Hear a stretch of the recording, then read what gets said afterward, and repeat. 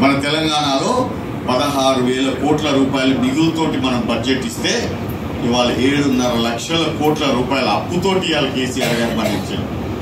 సరే ఇవాళ శాంతంగా కూర్చున్నాం, అందరం మంచిగా హ్యాపీగా ఉన్నాం, మంచి బ్రేక్ఫాస్ట్ చేసిర్రు, అందరూ హ్యాపీగా ఉన్నారు, అందరం కలుసుకుంటున్నాము, చేస్తున్నాము అనే విధంగా ఒక నాయకుడిని తప్పియాలనే విధంగా మీరందరూ కూడా ఓట్లు వేసిండొచ్చు.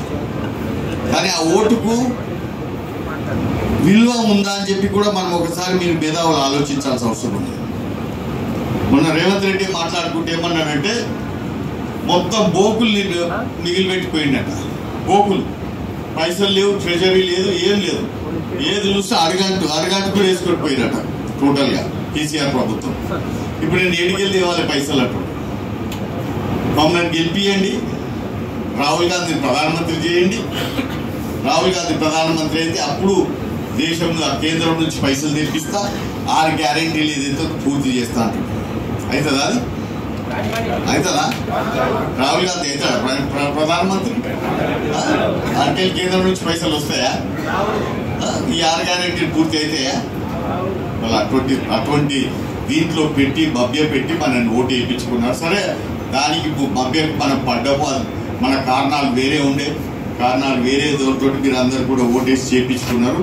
కానీ ఇప్పుడైనా కానీ నేను మీ అందరితో రిక్వెస్ట్ చేసేదంటే ఒక మంచి నాయకుడు, ఒక మంచి మేధావి, ఒక మంచి ప్రపంచ మన భారతదేశం కోసం పోరాడుతున్న నాయకుడు, అటువంటి నాయకుడు మోదీ గారిని మనం తీసుకొచ్చుకుంటే కేంద్రం నుంచి ఇక్కడ ఎంపీ గెలిస్తే, రాష్ట్రంలో ఎంపీ గెలిస్తే ఆ ఎంపీ బాధ్యత ఏంటంటే కేంద్రం నుంచి ప్రాజెక్టులు తీసుకురావాలి, పైసలు తీసుకురావాలి, అన్ని తీసుకురావాలి.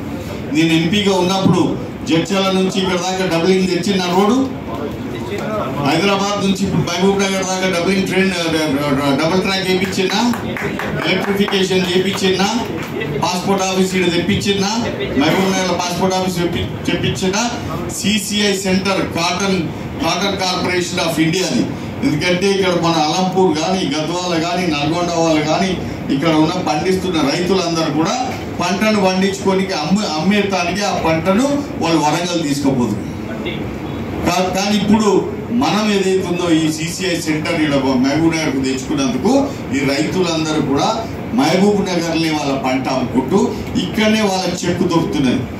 కోట్లాది 250 కోట్ల రూపాయలు ఏదైతుందో మన షేర్గా, అంటే state share, Mahabubnagar share ఏదైతుందో మనకు సిసిఐ వాళ్ళు చెక్ ఇచ్చారు. కాబట్టి విభజన ఎప్పుడైతే విభజన అయిందో జిల్లాలో, ఆ విభజన అయిన తర్వాత ఫస్ట్ మీరు చూసిరు మహబూబ్ నగర్ జిల్లా చాలా అంటే ఆర్థికంగా వెనుకబడింది. ఎవరి బిజినెస్లు కూడా సరిగ్గా నడవకుంటుండే. చాలా మంది బట్టల వ్యాపారులు కానీ, మెడికల్ వాళ్ళు కానీ వాళ్ళు సార్ మా బిజినెస్ పడిపోయింది అదే చెప్పేవారు. కానీ ఇప్పుడు మళ్ళీ ఇవన్నిటిని కూడా మనం చేసుకున్నందుకు మన మహబూబ్ నగర్ ఆర్థిక విధానం మళ్ళీ పెరిగింది.